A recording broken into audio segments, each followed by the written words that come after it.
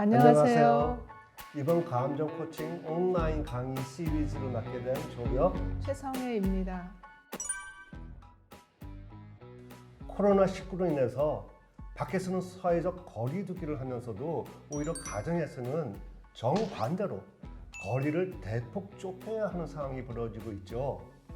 코로나19 걱정으로 우리 모두의 감정이 매우 예민해질 수밖에 없는 상황에서 짜증이 쉽게 나게 되겠죠. 그런데 사실 우리한테는 선택의 여지가 있습니다. 코로나19로 인해서 서로 관계가 나빠질 수도 있고, 반대로 이 기회를 우리가 관계를 돈독히 하는 대로 잘 쓸 수도 있습니다. 여기에 좋은 선택을 하기 위해서 필요한 기술이 바로 아이를 사랑하는 기술인 감정 코칭입니다. 함께 배워보실까요? 네, 이번에는 마지막 5차시로서요. 감정 코칭을 할 때 사실 가장 어려운 부분이 있거든요. 거기에 대해서 초감정이라는 것, 그리고 그 초감정을 우리가 어떻게 순간순간 다스릴 수 있는가, 거기에 대해서 말씀을 드리겠습니다. 감정 코칭은요, 사실 이게 수영하는 것처럼 이렇게 말만 듣고 책을 보고서 할 수 있는 것보다는 진짜 물에 들어가서 이렇게 연습을 하면서 이제 배우거든요. 제가 해보니까 부모님들은 평균 한 8시간 정도 배우시면 그러면 어느 정도는 자기 아이들하고 할 수 있고요. 교사들 같은 경우에는 아이들이 이제 다양하고 연령대가 있으니까 한 그 2배 정도 되는 15시간 배우세요. 그 중에 반 정도가 초감정 점검입니다. 그만큼 이 초감정이라는 것이 감정 코칭할 때 머리로 다 이해가 돼도 잘 안 되는 가장 큰 걸림돌이기도 하죠. 초감정이라는 건 뭐냐 하면 감정에 대한 감정이고, 또 감정에 대한 자기의 인식, 기억, 경험, 감정, 또 이런 것이 복합적으로 이렇게 얽혀가지고 자기가 갖는 감정에 대한 태도나 믿음이나 또는 자기의 기분이다. 참 어렵죠. 아마 이게 설명을 해드리면 오히려 더 이해하시기가 어려울 것 같아요. 그래서 제가 사례로 설명을 드릴게요. 자, 가명이긴 하지만 김민호 씨 39살이고 5살짜리 아들이 있습니다. 근데 아들이 엄마한테 뭐를 사달라고 징징거리고 때를 쓰는 거를 보면서 김민호 씨는 좀 화가 나기 시작한 거예요.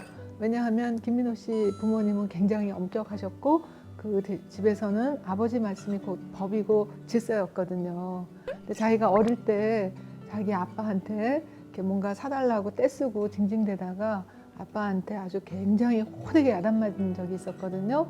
그래서 그 후로부터는 어른이 하려는 대로 하고 주는 대로 받는 게 옳은 거라고 믿게 된 거죠. 그런데 아들이 지금 그 엄마한테 뭐 사달라고 징징대고 떼를 쓰는 거를 보는 그 모습에서 갑자기 자기도 모르게 울컥하고 무슨 생각이 떠올렸냐 하면 맞을래! 그러던 자기 아버지의 그 무서웠던 모습이 탁 떠오른 거예요. 그러고 나서 보니까 아이가 징징대는 모습이 꼭 맞을 짓을 하는 것 같이 보이는 거거든요.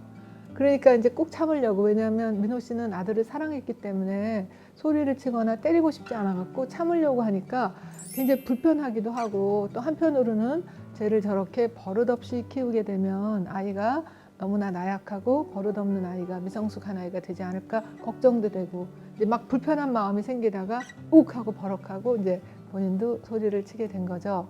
자, 이런 것이 바로 자신의 초감정 때문에 아이의 감정을 있는 그대로 바라봐 보기가 어렵다는 거거든요. 일단 아이가 엄마 나 뭐 갖고 싶어, 뭐 먹고 싶어, 이렇게 아이가 원하는 욕구, 감정이 있을 때 그것을 바라보는 부모의 감정, 이것이 초감정이라고 그랬죠. 감정에 대한 감정.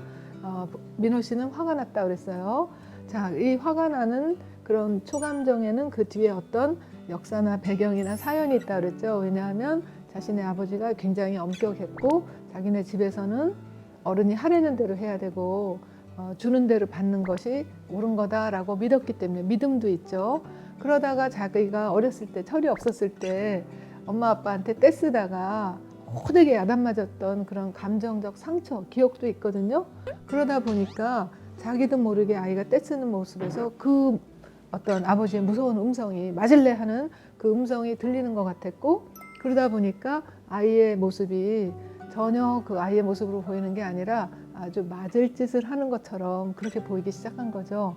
근데 그걸 참으려니까 자기 생각과 믿음과 감정과 행동과 이게 다르니까 불일치가 되니까 스트레스를 받게 되고 짜증이 나게 되니까 결국은 욱하고 버럭하고 이제 야단을 치게 되는 거예요. 그래서 초감정이라는 것은 이렇게 여러 겹이 있고 또 언제 어떤 식으로 나올지 모르고 이렇게 뭐 천천히 슬로우 모션으로 돌아가는 것도 아니에요. 거의 반사적으로 자동적으로 그리고 어떤 때는 습관적으로 나오기도 해요. 그런데 이 초감정을 아는 것이 왜 중요하냐면 자신의 초감정을 알아야지 상대방의 감정을 우리가 그대로 있는 그대로 받아줄 수가 있고 아니면 그 상황에 대해서 좀 더 객관적으로 편안하게 담담하게 바라봐 볼 수가 있거든요. 그래서 초감정을 아는 것은 매우 필요하죠. 가트맨 박사님도 사실 부부가 이혼하는 가장 큰 이유가 이게 뭐 성격 차이도 아니고 부부싸움 내용 때문도 아니고 초감정의 불일치 때문에 이혼을 한다고 그렇게 말씀하셨거든요. 왜냐하면 이런 상황에서 그 엄마의 아이가 징징댈 때 하는 엄마의 초감정이 또 따로 있을 수 있고 아빠의 초감정이 따로 있을 수 있고 그러다 보니까 양육 방식이 달라져 갖고 그거 가지고 부부가 많이 다투는 경우도 있죠. 자, 그렇다면 자신의 초감정을 어떻게 알아볼 수 있을까요? 제가 아까 말씀드렸듯이 적어도 8시간의 반 정도, 한 4시간 정도 아니면 15시간 수업이라면 그중에 한 8시간 정도를 초감정은 안전한 상황에서 그것도 소규모로 우리가 실질적으로 이렇게 여러 가지 작업을 통해서 이제 깨닫게 되고 거기에 대해서 대처하는 방법을 배울 수가 있는데요. 이 짧은 시간 안에 제가 그 작업을 다 하지는 못하지만 적어도 이 교육을 들으시는 분들이 나에게는 어떤 강한 초감정이 있을까라는 것을 만약에 궁금하다면 특히 어떤 상황에서는 자기도 모르게 웃과 버럭이 나오고 아니면 자기도 모르게 무기력감에 빠진다든지 아이가 너무 밉거나 싫거나 못할 것 같다, 힘들다 이런 마음이 든다면 자신의 초감정을 한번 알아보세요. 네, 초감정을 알아보는 여러 가지 방법이 있지만 그중에 가장 간단한 거 몇 가지 질문을 통해서 자신의 초감정을 알 수가 있습니다. 먼저 좀 차분하고 혼자 조용히 있을 때 자신이 지금 자녀의 나이일 적에 어떤 모습을 한번 떠올려 보시고 난 다음에요. 첫 번째 질문이 그때 내 기분은 어땠나. 민호 씨는 자기가 5살 때 아빠가 야단치시고 하니까 굉장히 무섭고 슬펐다고 했습니다. 두 번째는 그렇게 힘들고 슬프고 무서울 때 누가 위로를 해줬는가. 그랬을 때 이분은 아무도 자기를 위로해 준 사람이 없었다고 했어요. 세 번째 질문은요. 부모님은 본인들이 화가 날 때 어떻게 표현했는가 하고 물어보니까 아빠는 술을 마시거나 소리를 버럭 지르거나 때로는 매를 때렸다고 했고요. 어머니는 그럴 때 그냥 가만히 있거나 슬그머니 자리를 피했다고 했습니다. 자, 네 번째 질문은요. 어릴 때 자신이 그렇게 슬프거나 무섭거나 그럴 때 그런 감정을 보일 때 부모님은 어떻게 반응했나 했더니 이제 아버지께서는 정말 웃가 버럭하시면서 맞을래 이러고 매를 들으셨고요. 어머니는 자리를 피하셨다가 나중에 이제 다시 아들한테 와가지고 너 때문에 집안이 하루도 조용한 날이 없다. 너 때문에 엄마가 힘들어 죽겠다. 이렇게 말씀을 하셨대요. 그때 김민호 씨는 아, 내가 이런 그 감정을 표현하면 안 되는구나. 내가 뭐 사달라고 하는 걸 하면 안 되는구나. 이렇게 알았다는 거죠. 자, 그래서 제가 마지막으로 이렇게 질문했습니다. 부모님이 그때 민호 씨를 어떻게 대해주기를 바랬어요? 라고 물어봤더니 그분이 자기도 모르게 울컥하고 눈물이 나오면서 그때 아버님께서 아, 이게 갖고 싶었어? 라고 조금 마음을 위로해주고 그 다음에 이제 좀 자상하게 설명을 해줬더라면 우리가 돈이 없어서 혹은 네가 아이스크림 많이 먹으면 배탈이 나니까 이렇게 좀 자상하게 따뜻해주고 설명을 해줬다면 그러면 지금도 잘 컸지만 더 잘 컸을 것 같아요. 네, 그래요. 어떻게 잘 컸겠냐 그랬더니 지금은 사실 나쁜 짓은 안 하지만 그러나 아버지 엄마하고 너무나 마음이 멀고 가능하면 이제 만나지도 않고 만나도 대면 하대요. 그러면서 자기는 정말 부모님하고 얘기도 하고 인생에 대해서도 막 얘기하고 같이 술도 마시고 그런 친구들이 너무나 부러운데 자기는 아버지하고 너무나 거리가 먼데 그러다가 아, 우리 아들도 아빠가 지금 자기가 그 아이의 기분을 좀 알아주고 아이한테 좀 잘 알아들을 수 있게 타일러 주고 그러길 바라겠네요. 이렇게 얘기해서 그게 바로 감정 코칭이에요 라고 말씀을 드렸습니다. 네, 이렇게 간단한 초감정 알아보는 방법이 있지만 이걸 가지고 우리가 우리 초감정을 다 알 수 있는 건 아니에요. 상황에 따라서 혹은 대상에 따라서 자기도 어떤 초감정이 있는지 모를 수 있거든요.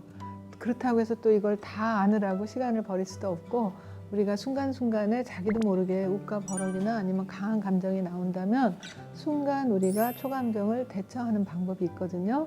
예, 두 가지로 말씀드릴 수 있어요. 첫 번째는 심장 호흡을 하시는 거예요.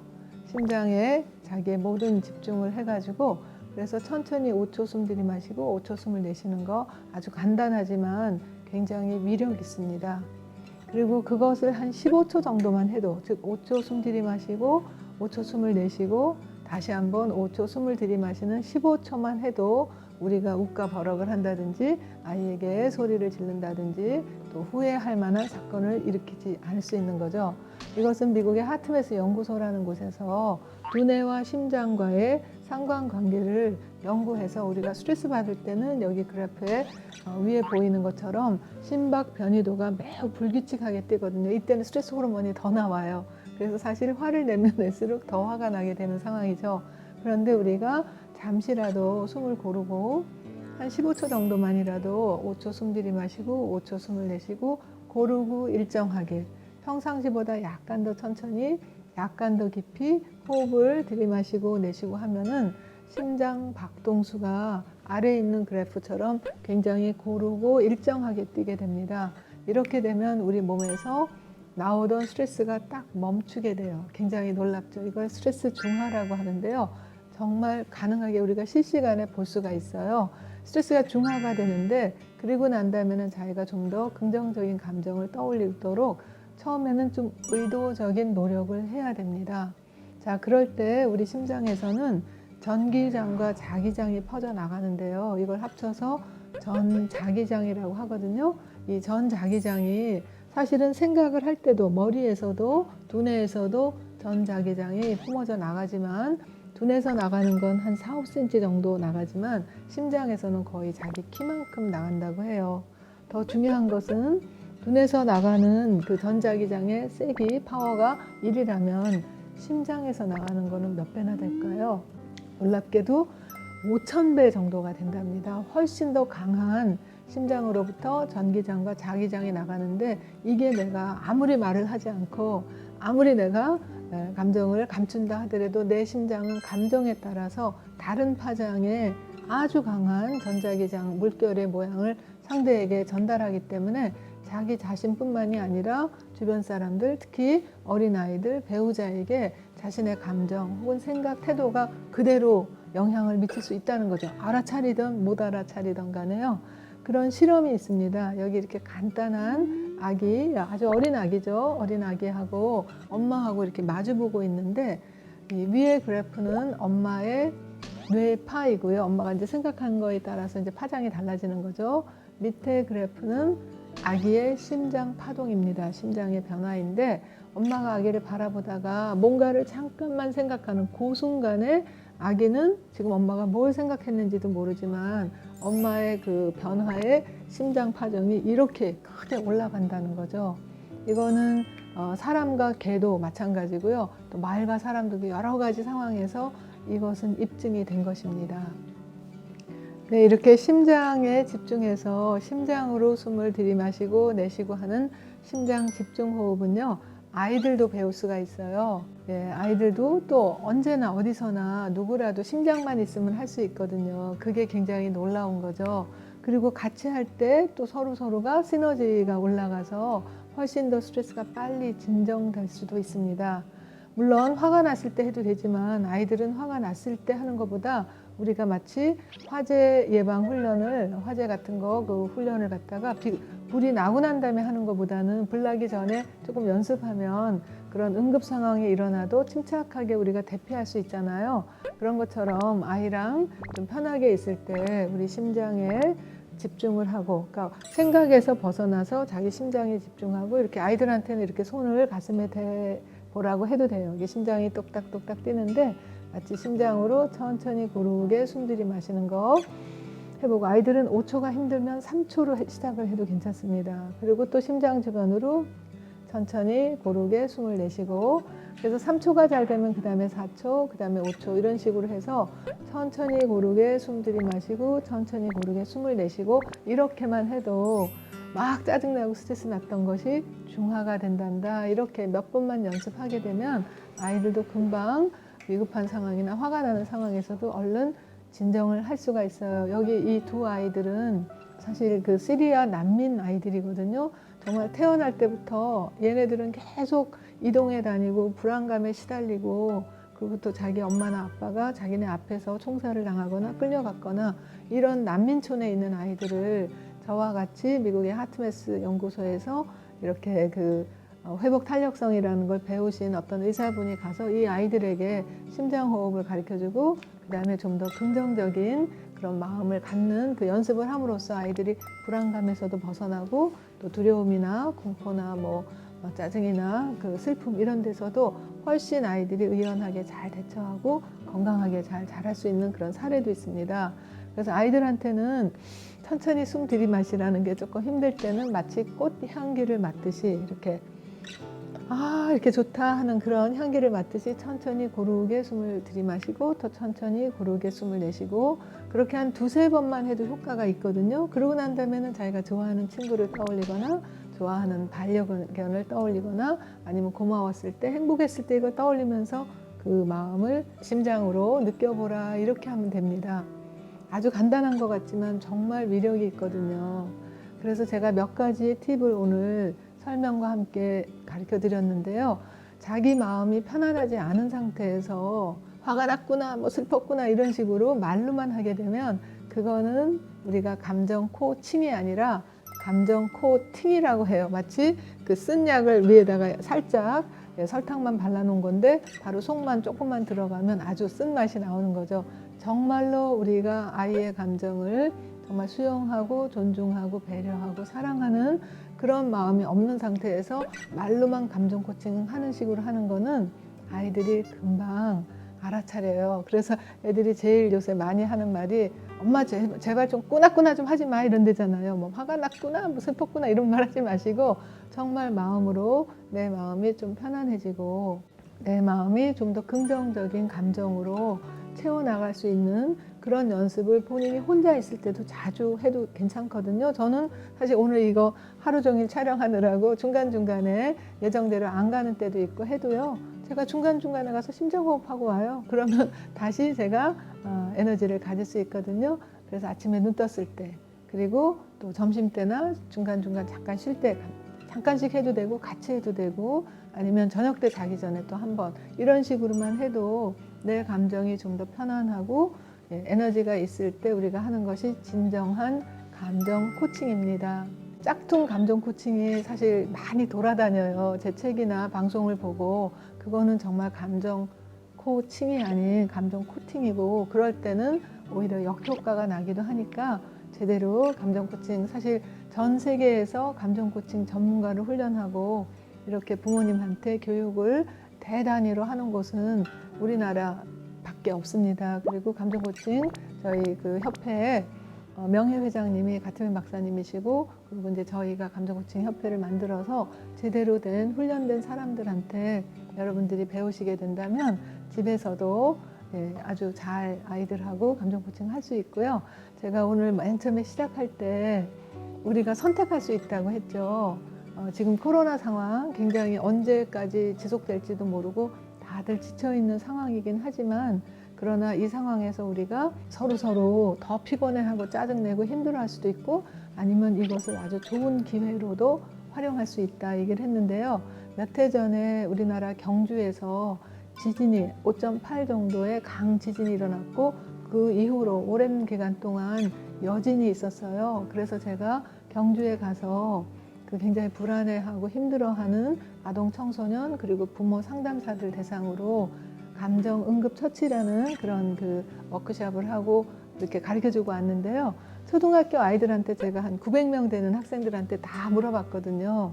그 지진 났을 때 어땠어? 요즘은 어때? 하고 물어보니까 이제 아이들 한 명 한 명 다 들을 수가 없어서 스케치북을 주고 자기네가 적어보라고 했어요.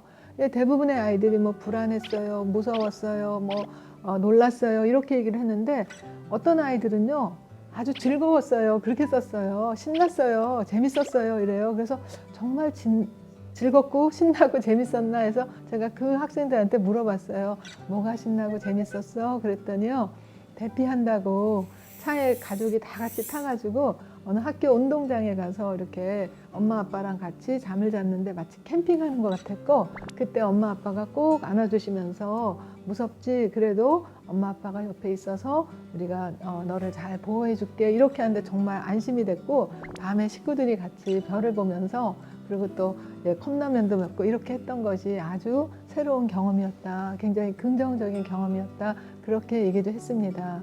어려우시더라도요 하루하루 우리가 아이들하고 같이 오늘은 뭐 해 먹을까, 같이 음식도 만들어 보고요, 오늘은 뭐 하고 놀까, 이런 식으로 좀 더 이 어려운 기간이 굉장히 아이들이 나중에 기억하더라도 아 그때 참 좋았다, 그리고 그때 보면 아마 엄마 아빠도 힘들었을 텐데 정말 우리를 위해주고 우리를 이해해 주시느라고 이러이런 노력을 했구나, 이런 공부까지 배웠구나, 그렇게 아이들이 정말 감사한 기억으로 이 기간을 잘 넘기실 수 있기를 바랍니다. 우리는 선택할 수 있어요. 감사합니다.